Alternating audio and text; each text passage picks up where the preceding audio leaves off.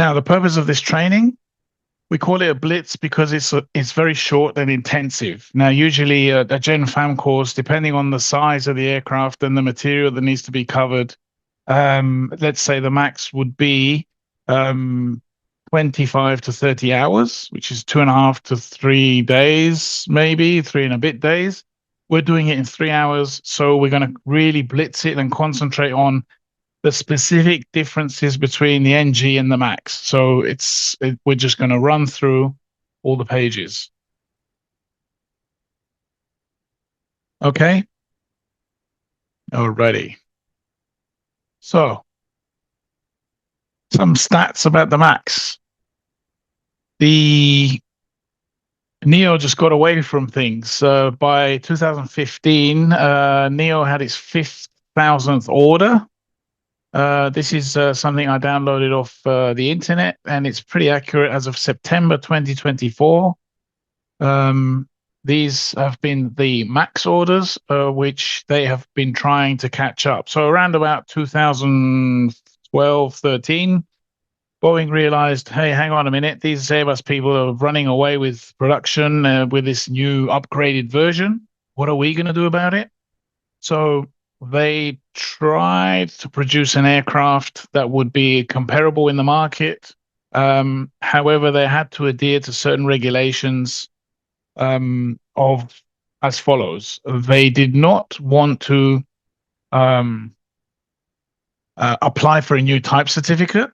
So they wanted to modify it as much as possible without having to undergo the costs of certification of a new type, which would have to include test flighting and certification, etc., etc., etc. So they got the 737, basically the NG, and did they started embedding modifications on them, but never got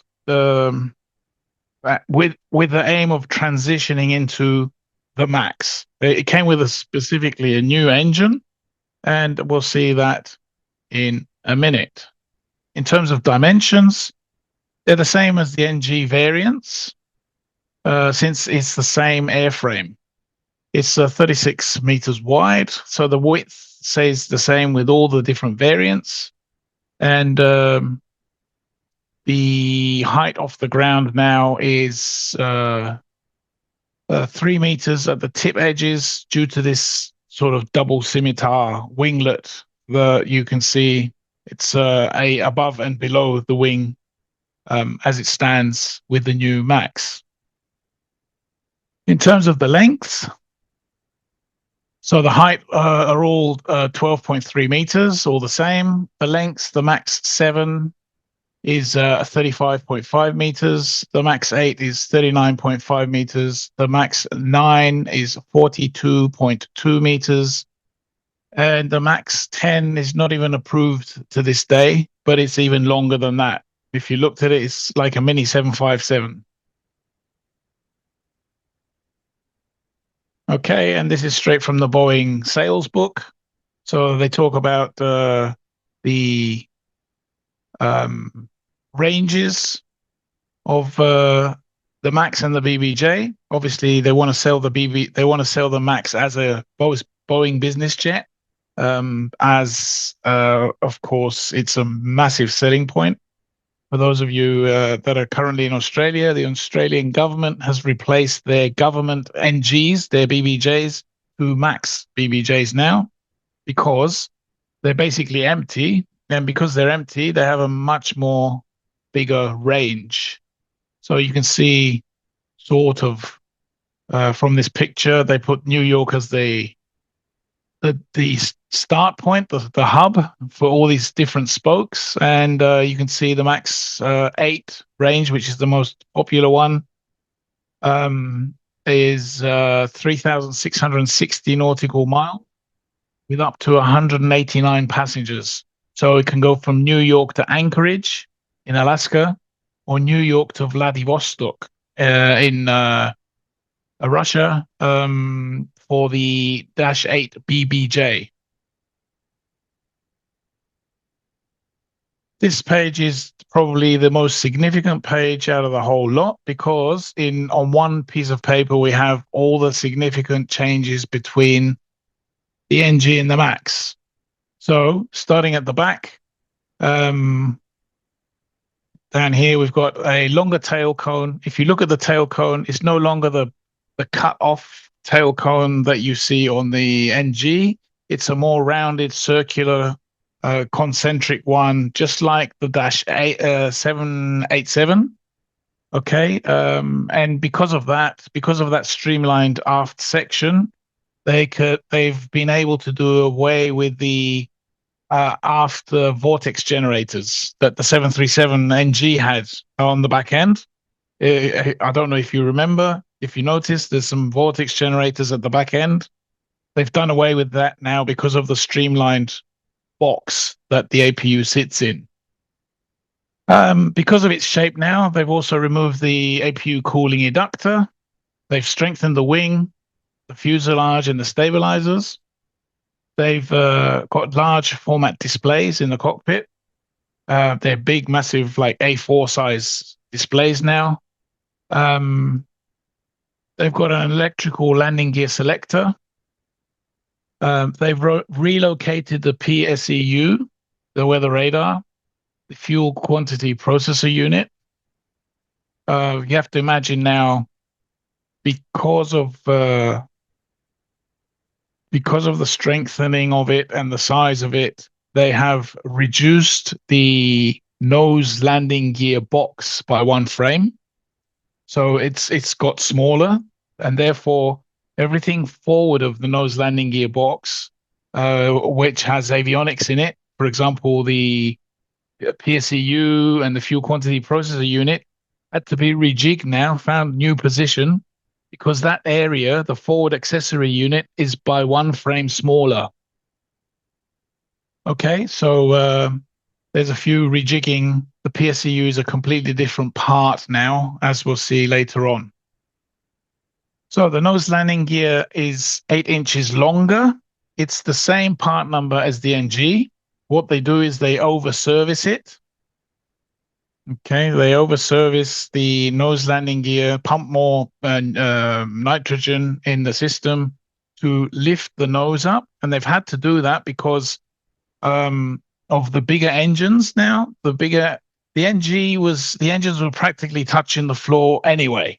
So now with a bigger engine, if they hadn't have done anything, they would definitely touch the floor. So what they did is they over-serviced the nose landing gear, bring the nose up by 8 inches. Okay, and because of the nose being over-serviced now, they've had to make the box that takes in the nose landing gear by one frame bigger. Therefore, we've had this avalanche effect of that thing.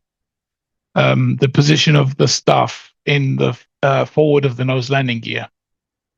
So as we have a longer nose landing gear, we have longer nose landing gear doors. We've redesigned the forward equipment compartment.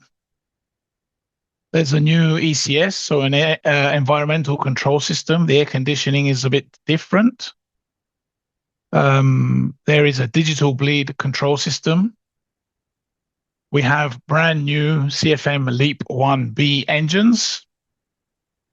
Okay, so they're still of the CFM family, but they are, if you are an engine man and you know the 787, they are mini Gen X engines. They have a lot of GE, which is the partner of CFM, have invested a lot of money and a lot of time on research and development to improve this LEAP, which was its selling point on how it would differentiate itself from the NG. Because if you've got a same airframe, when you're trying to sell an aircraft and you're saying, well, this has got a new engine, the guy who's going to buy it is going to say, all right, a new engine, fine. What's in it for me? How much fuel saving do I have? And GE have gone all out with this engine to improve the materials of it and make it more fuel efficient. Just to give you an example of the efficiency of the double scimitar winglets and the engines, when Virgin were negotiating the purchase or the acquisition of Max Dash 8s as one-for-one replacements from the NG to the Dash 8. They on a route from the East Coast to Perth, there would be a 500 kilo fuel saving one way. Okay, so 500 kilos, if you're doing that a couple times a day, and you got 50 aircraft, it's a lot of fuel. Okay, so the CFM Leap 1B is the biggest selling point of this airframe. Speaking of the engine, they have a larger weight saving. They have larger engine composite fan blades. Okay, they've got a redesigned engine nacelle and strut. We'll talk about the repositioning. They've had to reposition the strut, which is some companies call it a pylon. Some Boeing calls it a strut, which is what the engine hangs off basically. Because of the larger diameter of it, they've had to reposition the pylon, and it might ring alarm bells now. MCAS, whatever, we'll talk about that later on as we move along. So a larger redesigned engine nacelle and strut, redesigned winglets. We've already seen the double scimitar shaped ones with an upper and a lower one. We have now, for the first time on a 737, some fly-by-wire flight spoilers. So it's the same design as the NG architecturally. It's just that the spoilers go via a black box now. So it's a fly-by-wire system. We've got direct lift control for spoilers. We've got a new APU inlet and door, since we have a new APU, a new aft section. And we have strengthened landing gear as well. Okay, as I said before, the part numbers are the same. Strengthened, I don't know what they're using, different materials, I don't know, but the part numbers are definitely the same. They are the same landing gears as the NG with an over-serviced nose landing gear.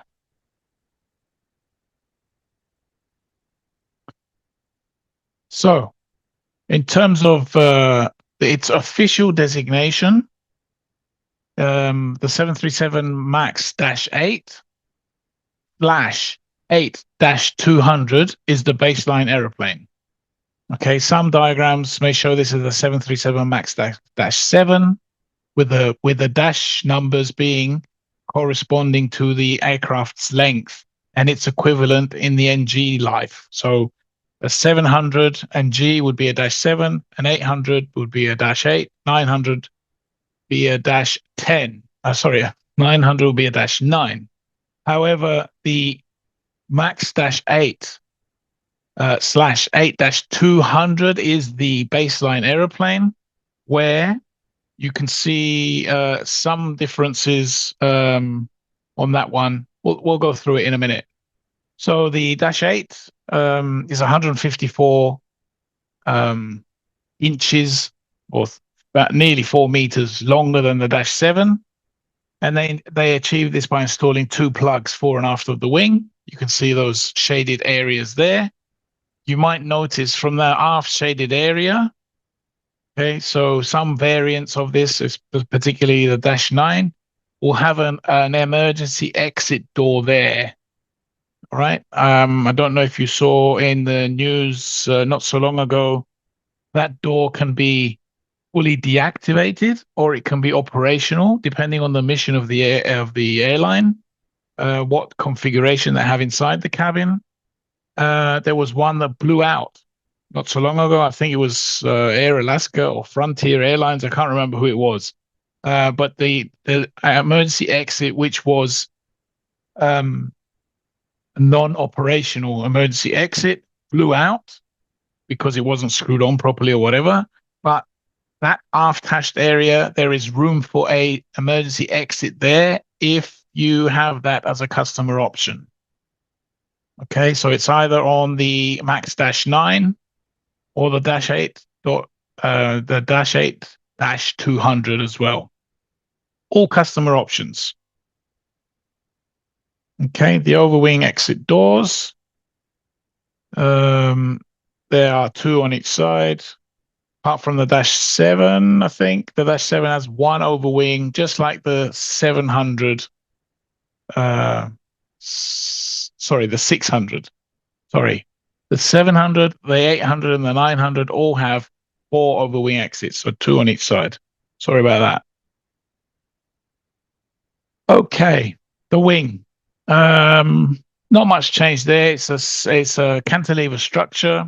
The basic wing structure is aluminium, just like the NG and its predecessor, the classic 3, 4, 500, and the Jurassic 1, 200 before that. It's got this features just like the NG. It stores fuel. It contains the fuel system components, and it's used as an attach point for the engine strut, for the landing gear, and for the flight control surfaces. There's fuel tank access panels on the bottom of the wing skin. Here on the underside, that's why you see the small shaded areas along here that permit access to the fuel tanks.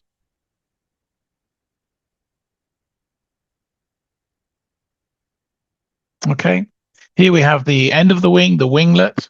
If you can remember from the NG, if you can remember from the original NGs came even without a winglet. Okay, and then they installed the winglet, the top half of this, what you see here, and they started bringing them off the production line like this, and the Max transgressed into this double blade or split scimitar arrangement, which is what you see in the picture here, so that to improve the fuel efficiency even more now and improve the range of the aircraft, given the same fuel tanks as its compatriot, the NG. Okay, so they are made of carbon fiber monocoque construction. Okay, so there's a leading edge torque box for the two blades, and it's got a 3-spar laminate. The trailing edges are a honeycomb interior for strength. The trailing edges are mechanically connected to the leading edge torque box to give it strength and rigidity. They've got lightning strike diverters, an aluminium lightning strike diverter, and the tip cap for the upper blade is aluminium, and the tip cap for the lower blade, there's an LED marker light. Again, that's a customer option. If you're the cheapo version and you've got no money to buy an LED, you can have it painted red. However, I must say, it's 3 meters off the ground. So if a fuel bowser now is transporting itself around the wing, which it should do, it will clip it as it wouldn't be able to clip it before on an NG. Now on the Max, it would clip it because it's only 9 feet and 2 inches, I think, above ground level. It's very low. Therefore, an LED marker is the way to go there, so that fuel bowsers and very tall people, 9-foot high tall people, can avoid banging their heads on it. Okay. There are also other lights there. The forward position light is in the leading edge of the upper blade, and the anti-collision light is in the leading edge of the lower blade.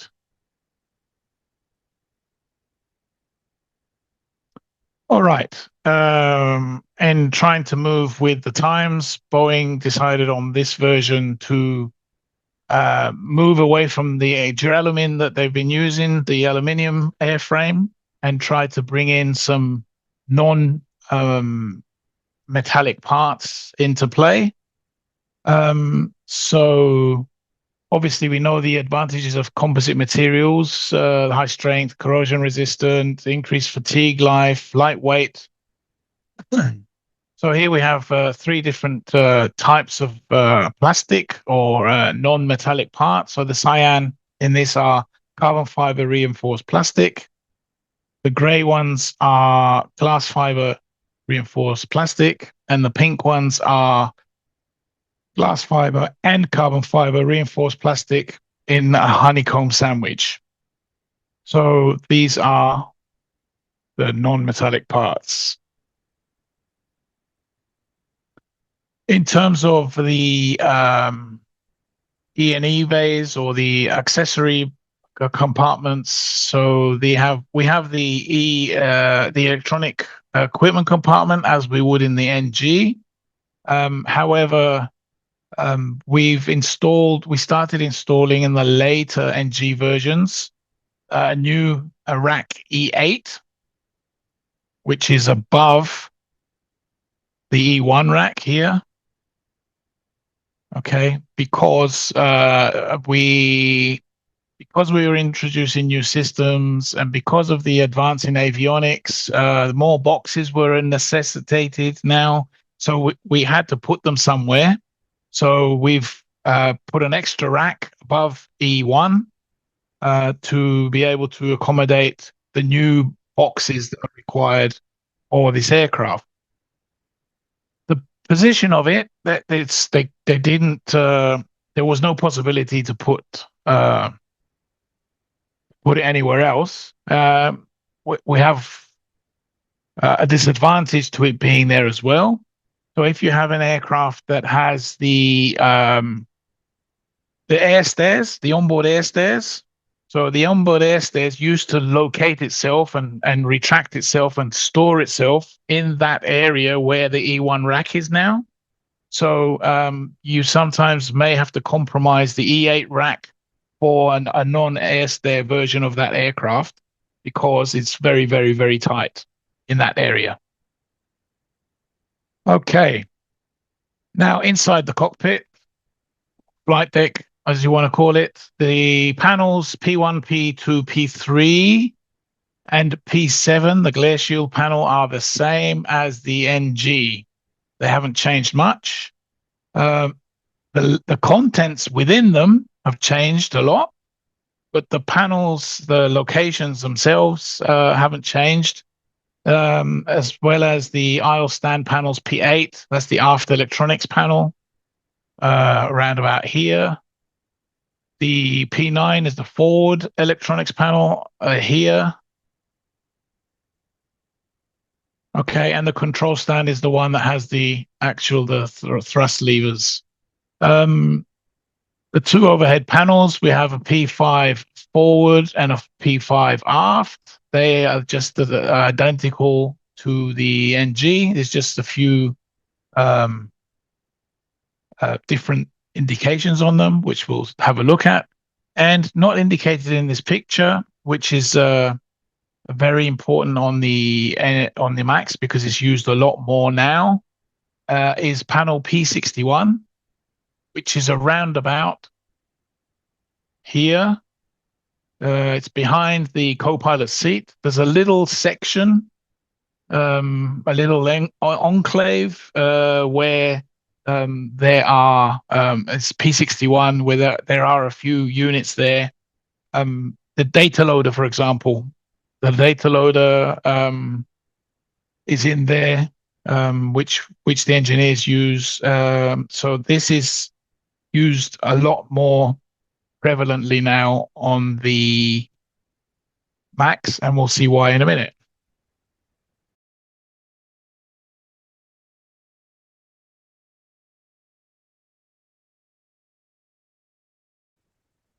All right. Now, our membership is made up of two parts. There's a library resources, and there's a community to connect with myself and others. It's different from any other online training platform you might have been part of, as it has the human element with it. We don't just sell you a course and then send you on your way. We're there to support you and motivate you. So if you're stuck, there's real people there to reach out to. So here you'll find many resources organized in a way to save you time. Everything's mapped out from starting your career to getting your license to your first type rating to upskilling your qualifications. There's many non-mandatory courses, just like this one, that you can take that come with certificates so that you can be building your skill set ready to impress your next employer. The AME community, this is the other part of the membership, and this is where the magic happens. So inside the community, which you can see here, can be on your phone, you'll find forums where you can get help every single day. You don't have to go to Facebook anymore to look for support and spend hours scrolling and hoping to find the answers to your questions. You can now ask in a place where you can be sure to get the right information. If we don't know the answer to your question, somebody in the membership, or we will find somebody that does know the answer to the question. Everything you need is at your fingertips and easy to find in a user-friendly app that you can download. The community is a great place to make connections that are lasting and that will help you as you move along your journey. You can take part in as many or as little as you like. You decide.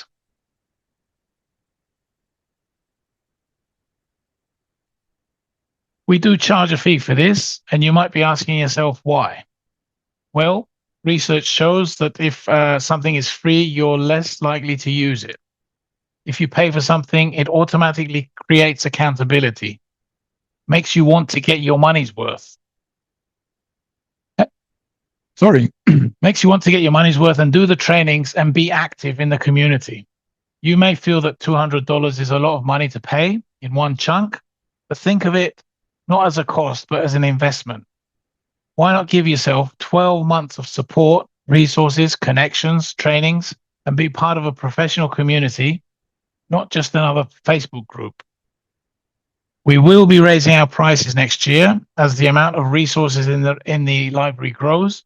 But if you join now, you will stay at the low rate for the whole time you're a member. And there's more, the annual fee will keep going up. So it pays to do it sooner rather than later, because you will be on the starting rate, which is the one on the top left of this picture here.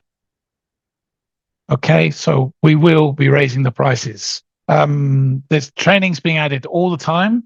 We've got some exciting courses coming in 2025. Just as a small tip, we've got an EASA 145, FAA 135 compliant ATR Gen FAM course, which is coming up, which will be available in the library with certificate next year, which, if you remember, will be absolutely free. Okay, so, and as time goes by, we intend to put more and more courses in all the time.